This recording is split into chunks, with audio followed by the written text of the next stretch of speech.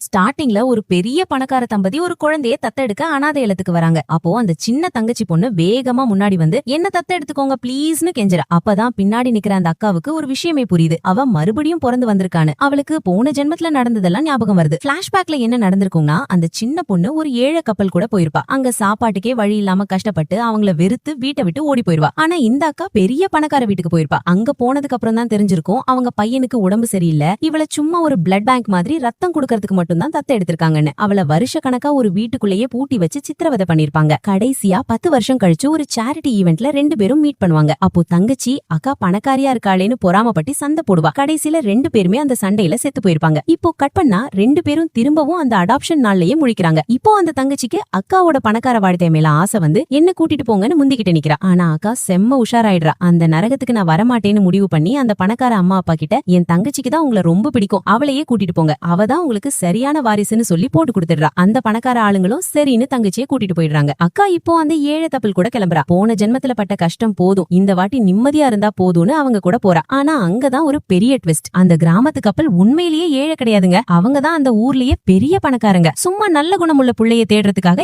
ஏழை மாதிரி வேஷம் போட்டுக்கிட்டு வந்திருக்காங்க. இது தெரியாம அக்கா அவங்க கூட போறா. இந்த பக்கம் தங்கச்சி பெரிய பங்களாவுக்கு போனதும் செம்ம ஹாப்பியா இருக்கா. ஆனா அந்த சந்தோஷம் ரொம்ப நேரம் நீடிக்கல. வீட்டுக்கு போன அடுத்த செகண்டே டாக்டர்ஸ் வராங்க. தங்கச்சி இது ஏதோ ஸ்பெஷல் கேர்னு நினைச்சு சிரிக்கிறா. ஆனா அந்த அப்பா அவ உடம்புல இருக்கிற ரத்தம் கிட்னி எல்லாம் தான் பையனுக்கு மேட்ச் ஆகுதான்னு செக் பண்ண சொல்லும் போதுதான் அவளுக்கு விஷயமே புரியுது. அதே நேரம் அக்கா அந்த கிராமத்து வீட்டுல சாப்பிட உட்கார்றா. டேபிள் ஃபுல்லா காடை, கௌதாரி, கேக்குன்னு விதவிதமா சாப்பாடு இருக்கு. இதெல்லாம் சாதா சாப்பாடுமான அந்த அப்பா சொல்றாரு. அக்காவுக்கு ஒரே ஷாக். தங்கச்சி அங்க கசப்பான மாத்திரையை முழுங்கிக்கிட்டு இருக்க, இங்க அக்கா ராஜ வாழ்க்கை வாழ்றா. தங்கச்சி அந்த வீட்டுல ஒரு அடிமை மாதிரி இருக்கா. எங்க வீட்டுல சாப்பாடு போடுறோம்ல, சொல்றத செய்யின்னு அந்த பணக்கார அப்பா மிரட்டுறாரு. ஒரு மாசம் கழிச்சு அக்காவோட புது அப்பா அவளுக்கு ஒரு ரூம் நிறைய பொம்மை வாங்கி குவிச்சு வச்சிருக்காரு. அக்கா இதுல காஸ்ட்லியா இருக்குமேன்னு கேட்க, இதெல்லாம் நானே செஞ்சதுமான அந்த அப்பா சொல்றாரு. அக்காவுக்கு ஒரு ஐடியா வருது. இந்த பொம்மையை வித்து பிசினஸ் பண்ணலான்னு முடிவு பண்றா. அடுத்த நாள் அக்கா ரோட்டு கடையில அந்த பொம்மையை வித்துக்கிட்டு இருக்கும்போது அங்க அந்த தங்கச்சி வரா. கையில காஃபி, செம்ம காஸ்ட்லி ட்ரெஸ். பாத்தியா நான் எவ்வளவு பெரிய இடத்துல இருக்கேன், நீ ரோட்டு கடையில இருக்கேன்னு அக்காவை கிண்டல் பண்றா. அப்போ அந்த பணக்கார அம்மா அப்பா வராங்க. அவங்கள பார்த்ததும் தங்கச்சி வேணும்னே கீழே விழுந்து நாடகம் போட, அதை பார்த்து அவங்க அக்காவை இஷ்டத்துக்கு திட்டுறாங்க. இத தூரத்துல இருந்து கண்காணிப்பு கேமராவில பார்த்த அக்காவோட புது அப்பாவுக்கு செம்ம கோவம் வருது. உடனே அந்த மால் மேனேஜருக்கு கால் பண்ணி என் பொண்ணை தொட்ட அந்த ஆளுங்களை சும்மா விடாதீங்கன்னு மாஸ் காட்டுறாரு. தங்கச்சிக்கு இப்பதான் புரியுது, தான் ஆசைப்பட்டு போன இடமும் நரகம், அக்கா போன இடம் தான் சொர்க்கம்னு. பேராசை பெரும் நஷ்டம்னு சொல்றதோட இந்த வீடியோ முடியுது.